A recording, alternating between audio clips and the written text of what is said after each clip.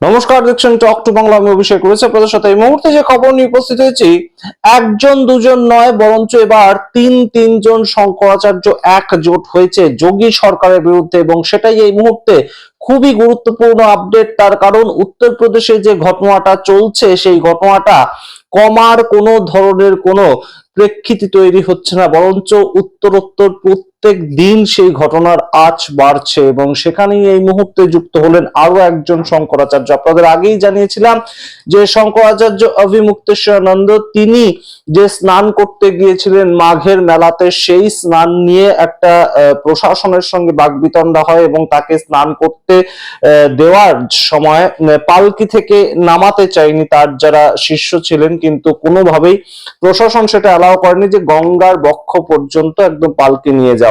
কিন্তু সেখান থেকেই একটা তুলকালাম পরিস্থিতি তৈরি হয়, এবং আমরা দেখতে পাই যেটা যে বিভিন্ন ভাবে একদম সেই যে শঙ্করাচার্য যিনি মুক্তেশ্বরানন্দ সরস্বতী, তার বসার যে জায়গাটা পালকির মধ্যে, তার মাথায় যে ছাতাটা, সেটা পর্যন্ত ভেঙে দেওয়া হয়। তার শিষ্যদের টিকি ধরে একদম টানতে টানতে পুলিশ প্রশাসন মারতে থাকে। এমনকি এমন বর্ণনাও সামনে উঠে এসেছে যে তার শিষ্যরা বলেছেন যে এতটা আমাদের মেরেছে যে আমরা ভেবেছিলাম একসময় মারাই যাব।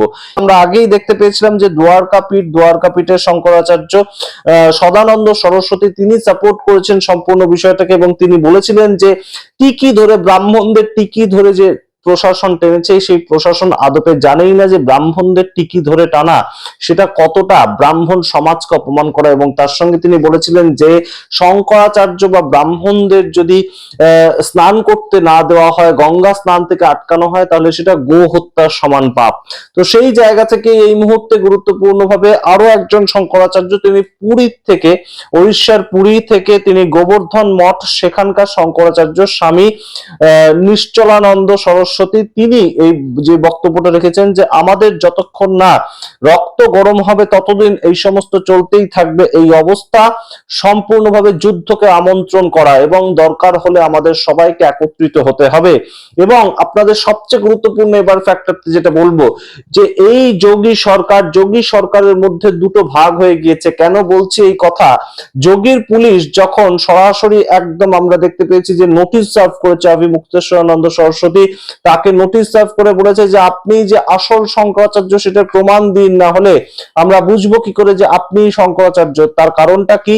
এই যে শঙ্করাচার্য যিনি অভিমুক্তেশ্বরানন্দ, যাকে নিয়ে এত সমস্যা মূলত শুরু হয়েছে, সেই শঙ্করাচার্য সরস্বতী তিনি এই মুহূর্তে শুধুমাত্র চেয়েছিলেন যে প্রশাসন এসে তার কাছে ক্ষমা চাক, এবং যারা এই ঘটনা ঘটিয়েছে তারা যেন ক্ষমা চায়।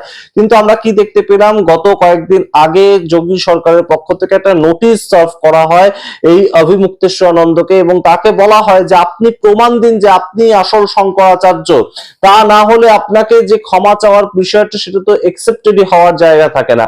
কারণটা কি? শঙ্করাচার্যের নামে সুপ্রিম কোর্টে নাকি একটা কেস চলছে, এবং সেটার প্রেক্ষিতেই এই নোটিশ যায় তার কাছে। তো তার পরবর্তীতে মুক্তেশ্বরানন্দ তিনি বলেছিলেন যে এই মুহূর্তে আমি যখন গত বছর কুম্ভের মেলায় গিয়েছিলাম, তখন বিভিন্ন পত্র পত্রিকা সরকারি কাগজে বেরিয়েছিল যে শঙ্করাচার্য উপস্থিত থেকেছেন, এবং সেই জায়গা থেকে এখন আমাকে প্রমাণ দিতে হবে। যদিও তিনি তার মতন উত্তর পাঠিয়েছেন, কিন্তু এই মুহূর্তে যে ঘটনাটা গুরুত্বপূর্ণ হয়ে উঠেছে, গত পরশু দিনের বয়ান, তিনি আর কেউ নয়, উত্তরপ্রদেশের ডেপুটি চিফ মিনিস্টার কেশব প্রসাদ মৌর্য কি করেছেন শুনবেন। কেশব প্রসাদ মৌর্য সরাসরি অভিমুক্তেশ্বরানন্দকে সম্বোধন করার সময় ভগবান শঙ্করাচার্য বলে সম্বোধন করেছেন। যে সরকারের একদম মাথার থেকে একটা নোটিশ সার্ভ করা হয়েছে যে আপনি শঙ্করাচার্য, সেটা আপনি আগে প্রমাণ দিন। সেই সরকারের ডেপুটি চিফ মিনিস্টার কেশব প্রসাদ মৌর্য তিনি সরাসরি ভগবান শঙ্করাচার্য, তাকে একদম রিকোয়েস্ট করেছেন যে আপনি দয়া করে মেনে যান, আপনি দয়া করে সেখানে স্নান করুন, এবং আপনি আপনার যত রাগ এই মুহূর্তে রয়েছে সেটাকে শেষ করুন, নিবারণ করুন, এবং সমস্ত বিষয়টা আবারও সহজ করে ফেলুন। এবং তিনি সেখানে সরাসরি বলেছেন যে স্থানীয় প্রশাসন যেভাবে নোটিশ সার্ভ করেছে সেটা কল্পনাতীত একটা বিষয়। এবং এই কথাটা কে বলছেন? কথাটা বলছেন ডেপুটি চিফ মিনিস্টার কেশব প্রসাদ মৌর্য। সুতরাং এই মুহূর্তে রাজনৈতিক বিশ্লেষকরা কিন্তু খুব গুরুত্বপূর্ণ একটা যোগসূত্র এই মুহূর্তে খুঁজে পাচ্ছে যে দিল্লি এই কোথাও গিয়ে সামগ্রিক ঘটনার সূত্র ধরে একদম সরাসরি যোগী আদিত্যনাথ তাকে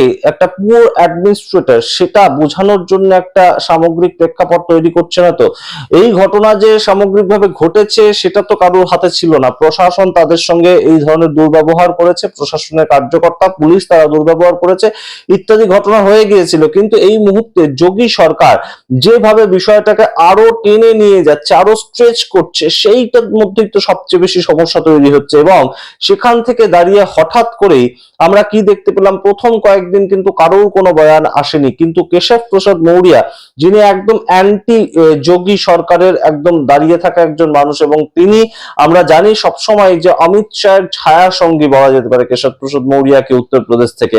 এবং সেই কেশব প্রসাদ মৌর্য এই মুহূর্তে ভগবান শঙ্করাচার্য, আমি আপনাকে রিকোয়েস্ট করছি যে আপনি এখানে স্নানটা করুন এবং আপনি প্রশাসনের উপর যত ধরনের ক্ষোভ আছে ত্যাগ করুন এবং সামগ্রিক ঘটনা সঠিকভাবে আবার যাতে এগোয় সেই কাজ করুন। হিন্দুদের কখনোই আলাদা হয়ে যাওয়া সঠিক নয়, এই যে বিষয়টা সামনে তুলে এনেছেন কেশব প্রসাদ মৌর্য, এখানে কিন্তু অবশ্যই একটা বিজেপি গুজরাট লবি বনাম যে আরএসএস লবি সেখানের একটা গন্ধ পাওয়া যাচ্ছে। তার কারণ আপনারা এই মুহূর্তে একবার ভেবে দেখুন যে যোগী সরকার যেভাবে চলছে, এর আগেও আপনাদেরকে জানিয়েছি যে মণিকর্ণিকা ঘাটে একটার পর একটা পুরনো প্রাচীন মন্দির ভেঙে ফেলা হচ্ছে, এরকম অভিযোগ উঠেছে বিরোধীদের তরফ থেকে।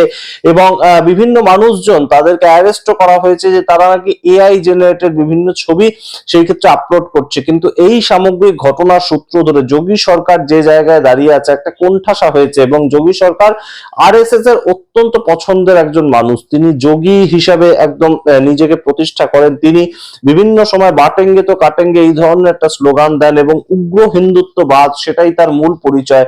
এবং সেই জায়গা থেকে যোগী সরকারকে সাপোর্ট করার জায়গাটা কিভাবে এড়িয়ে যেতে পারলো এই মুহূর্তে আরএসএস প্রধান মোহন ভাগবত, সেটাও কিন্তু একটা ভাববার বিষয়। আপনারা জানেন আরএসএস প্রধান মোহন ভাগবত, তার সঙ্গে যোগী আদিত্যনাথ তার খুবই একটা সখ্যতা, বা বলা যেতে পারে আরএসএস এর ঘরের ছেলে একদম যোগী আদিত্যনাথ।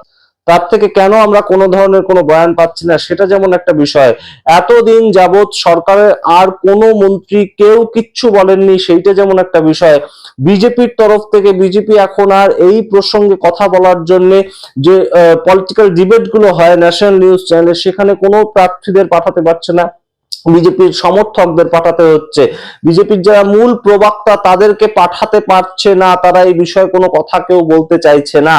তার কারণ কোথাও গিয়ে গুজরাট লবি এবং যোগী আদিত্যনাথের যে লবি সেই দুটোর মধ্যে একটা তফাৎ তৈরি হয়েছে, এবং সেটার একটা স্পষ্ট ইঙ্গিত এই মুহূর্তে উঠে এসেছে যে ভগবান শঙ্করাচার্য বলে একদম সম্বোধন করছেন সেই সরকার, যে সরকার শঙ্করাচার্যকে নোটিশ পাঠিয়েছে, সেই সরকারের একজন ডেপুটি চিফ মিনিস্টার। সুতরাং চিফ মিনিস্টার এবং ডেপুটি চিফ মিনিস্টার যে লবি আলাদা সেটা কিন্তু এই মুহূর্তে দিনের আলোর মতন স্পষ্ট এই সামগ্রিক ঘটনার সূত্র ধরে। এবং ডেপুটি চিফ মিনিস্টার কার কথায় ঘটনার এতদিন বাদে গিয়ে ক্ষমা চাইলেন সেটা কিন্তু খুব গুরুত্বপূর্ণ একটা বিষয়। এই মুহূর্তে দিল্লির থেকে কোনো না কোনো নির্দেশ আসেনি তো।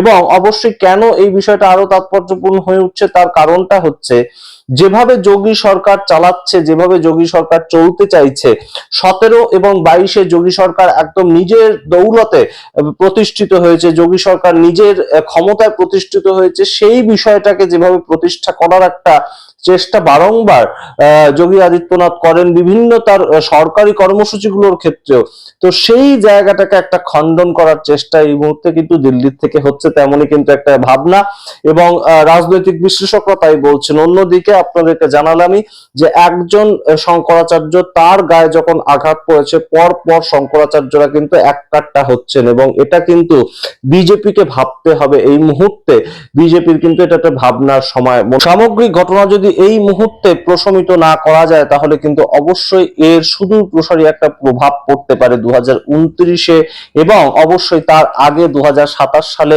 বিধানসভা নির্বাচনের ক্ষেত্রে। কারণ বিধানসভা নির্বাচন হতে ঠিক আর একটা বছর বাকি উত্তরপ্রদেশে। এসআইআর হয়ে গিয়েছে, বহু মানুষের নাম কাটা গিয়েছে, এবং বিজেপির বর্তমানে ভোট পার্সেন্টেজ যেভাবে কমে গিয়েছে 2024-এ লোকসভা নির্বাচনের নিরিখে, সেখানে দাঁড়িয়ে হিন্দু সমাজের শঙ্করাচার্য যারা একদম একদম মাথা, হিন্দু সমাজের রক্ষক বলা যেতে পারে, বিভিন্ন ক্ষেত্রে তাদেরকে এইভাবে পূজিত হয় তারা। তো সেই জায়গা থেকে বিভিন্ন আমরা দেখতে পাচ্ছি দ্বারকা পীঠ থেকে একজন শঙ্করাচার্য, তিনি সদানন্দ সরস্বতী, এই মুহূর্তে যিনি স্বামী নিশ্চলানন্দ সরস্বতী পুরীর থেকে তিনি বক্তব্য রেখেছেন, তাদের সবার বক্তব্যের কেন্দ্রবিন্দুটা কিন্তু একই, যে যোগী সরকার হিন্দুদেরকেও অপমান করতে ছাড়ছে না, এবং শঙ্করাচার্যকে অপমান মানে গোটা হিন্দু সমাজকে অপমান, তেমন একটা প্রেক্ষিত উঠে আসছে।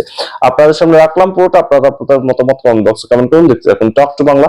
অবশ্যই টক টু বাংলার প্রত্যেকটি ভিডিও লাইক করুন, কমেন্ট করুন, শেয়ার করুন এবং অবশ্যই সাবস্ক্রাইব করতে ভুলবেন না। ধন্যবাদ।